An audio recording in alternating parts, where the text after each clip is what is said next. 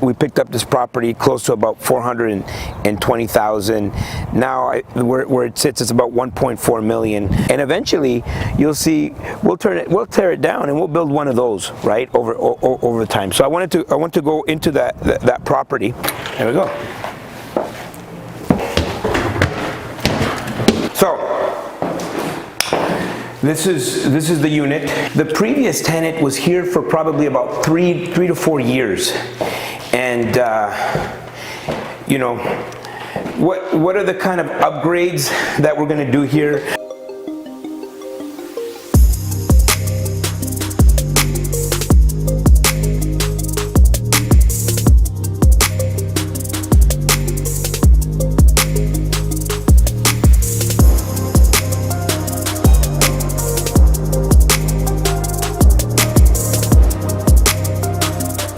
Purpose powerful enough will make you unstoppable.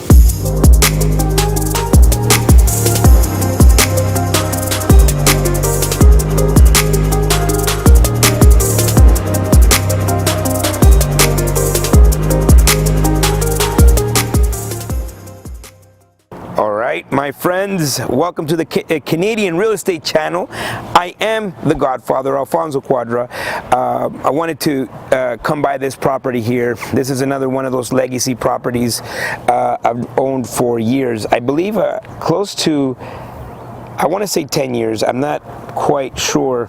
We'll have to get back to you on that. But I own this with partners, joint venture partners, and just to give you some context, you know, look, if you see what's happening in this area, they're building big properties, and so the area is definitely gentrifying. We picked up this property close to about 420,000. Now where it sits, it's about 1.4 million. We just did the windows. If you see, brand new windows. But you know, over time we're going to start to really change things. Maybe we'll change the siding. We'll change. We did go and replace the roof a few years back. So there's a lot of capital expenditures. And that's what's going to happen over time. You own something over time, and you'll be able to go back and keep maintaining that property. And eventually, you'll see we'll tear it down and we'll build one of those, right, over time. So I want to go into that property. We have one unit vacant. Actually, it's almost, out of the hundreds of doors that we own, pretty much it's our only vacant unit right now. There we go. So this is the unit. Actually, the previous tenant was here for probably about three to 4 years, and you know, what are the kind of upgrades that we're going to do here?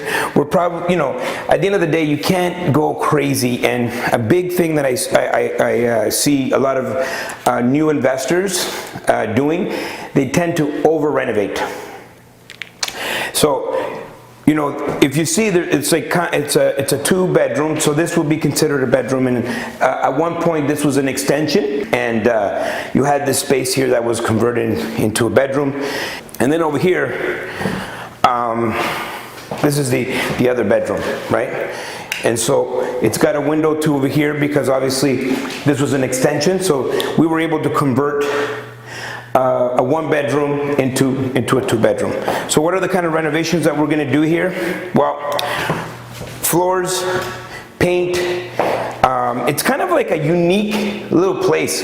If you see, it's got this little extra space here. You know, it's got this little extra space where now you can only be Latino to live here. But it's got like a really unique little attic space. So the attic space was converted into, now we can't officially advertise this as a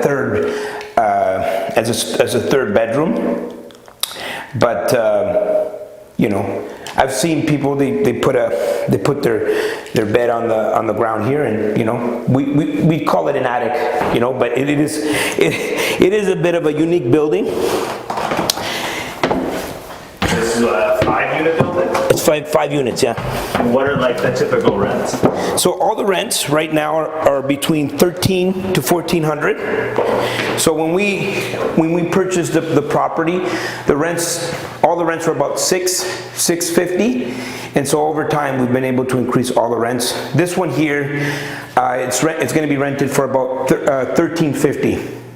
Now we're not going to over renovate. We have new windows. We're going to do paint. We're going to look at maybe changing out the floors, maybe clean it up on the way up the stairs. We always make sure, if we haven't, you want to get new hardware. The only thing people touch when they're walking a property is the hardware. You have no idea the value that you get by just changing out the hardware, because think about it. If you're walking through a property and the hardware it doesn't feel good, it's old and raggedy, that's the feeling that you're gonna get as a tenant throughout the property. Change the hardware, change the face plates. Don't be cheap. This is like $1.50, right? And so all of the things that, you know, this hardware, we're going to change out this hardware, this little hardware. This is a little, like a pantry little area, but little things here and there will go a long way. We will paint out the cabinets. Backsplash, I think it's in good condition. Clean it up. The appliances, I think if we want to get, you know, more than $1,400, we can probably invest a little bit into the appliances. But at the end of the day, you know, clean, patch, and paint. Don't over renovate if the neighborhood doesn't call for it at the moment. And at the end of the day, every single dollar will add value to that property.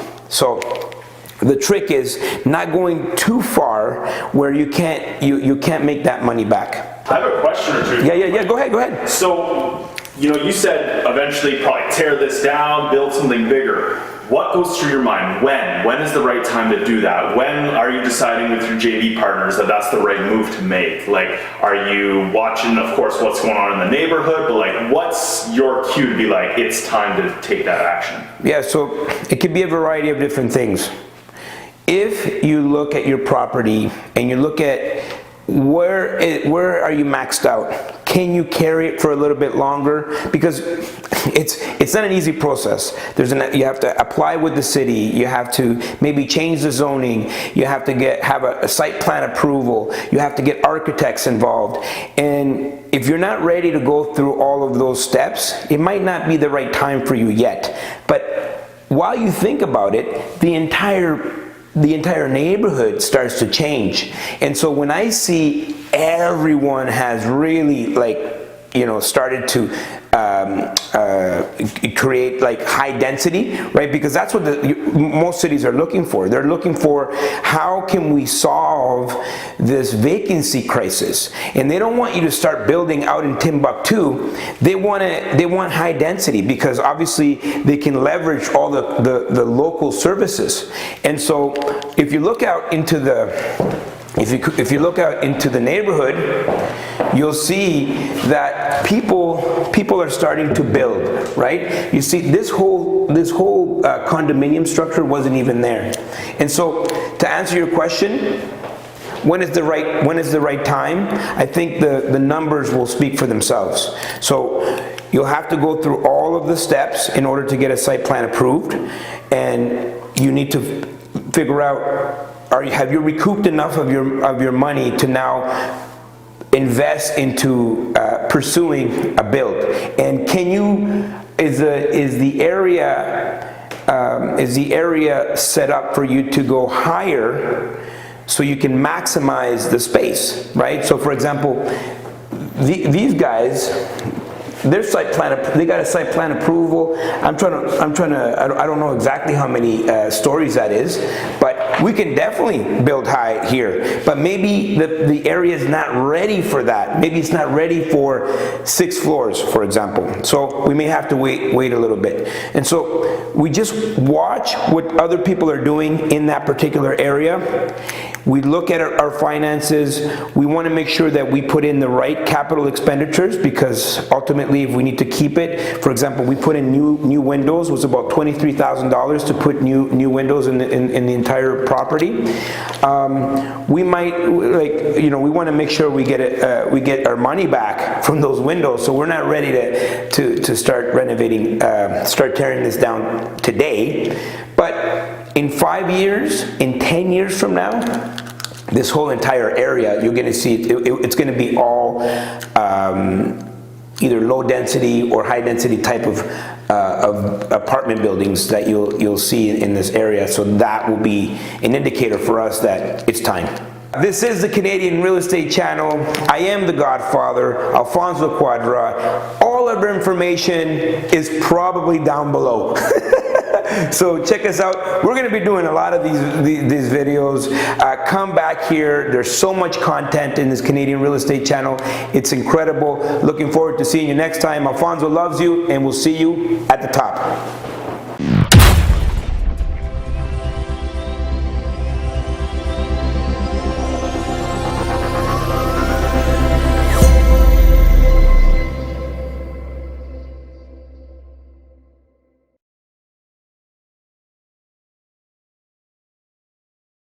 Thank you for watching. Don't forget to comment down below, subscribe, hit the bell to be notified the next time we're doing a video. And guess what? Like, share, dislike, I don't care! Let me see how that looks.